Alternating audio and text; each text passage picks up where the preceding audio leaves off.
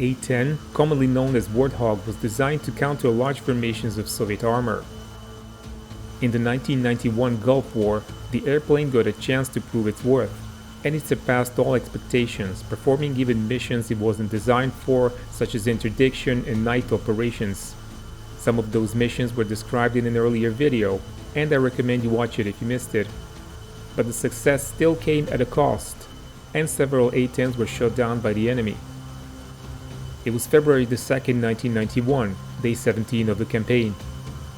Until that day, A-10 pilots were very lucky. Some suffered damage, and one of them had to land using manual reversion, that is, without help of the hydraulics. Two A-10s of the 23rd Tactical Fighter Wing, flown by Captain Dale Storr and First Lieutenant Eric Miller, took off from King Khalid and were instructed to contact the Marine FA-18 Forward Air Controller. This was their second mission of the day, and on the first one, early in the morning, they noticed the vehicle assembly area, which they kept in mind as an alternative target. Captain Storr tried to contact the Marine Forward Air Controller but received no reply. After about 10 minutes, they were assigned another target, a suspected Scud site near Al Jaber airfield. Storr and Miller couldn't find any Scuds, but they were now in the vicinity of the location of their first combat sortie, so they asked for a permission to go there. They expended their bombs and Maverick missiles on some warehouse-type buildings, and then they remembered the vehicle park from the first mission.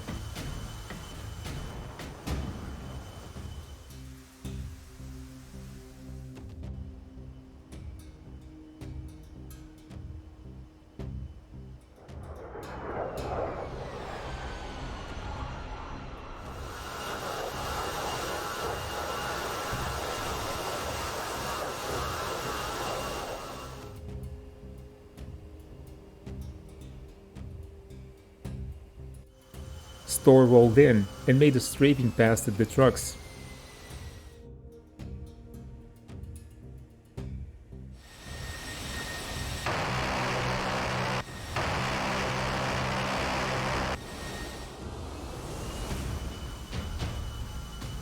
His bullets hit long, so he went for another pass while Miller stayed high to cover him.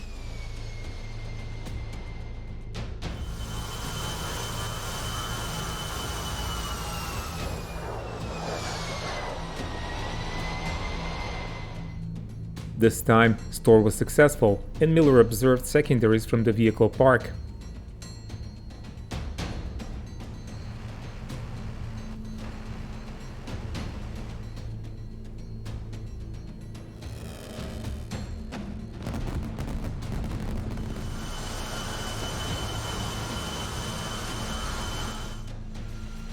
But then he saw his leader hit, probably by a missile.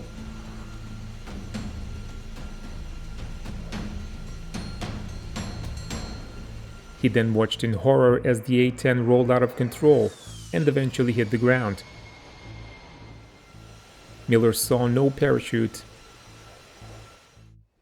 He called for a rescue operation and then strafed some trucks heading towards the crash site.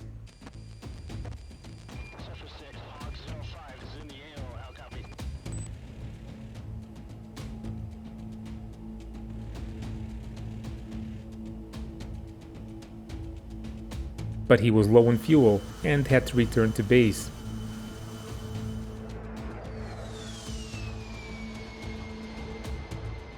Captain Storr wasn't rescued, and he was presumed killed in action. But in fact, Storr managed to eject. Neither he nor Miller saw exactly what hit him, but Storr just felt his airplane being slammed hard after making the same turn to the left after the second strafing pass.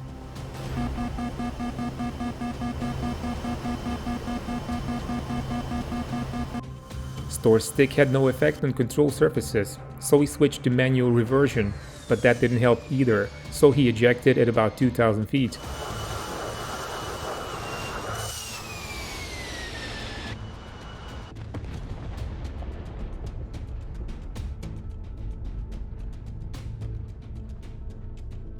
Nearby Iraqi troops soon appeared to capture him, and he spent the rest of the war as a POW.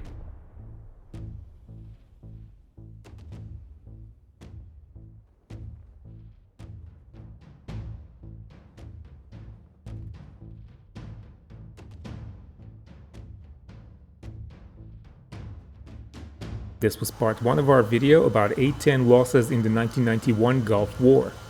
Be sure to watch part 2, which is coming out in a few days.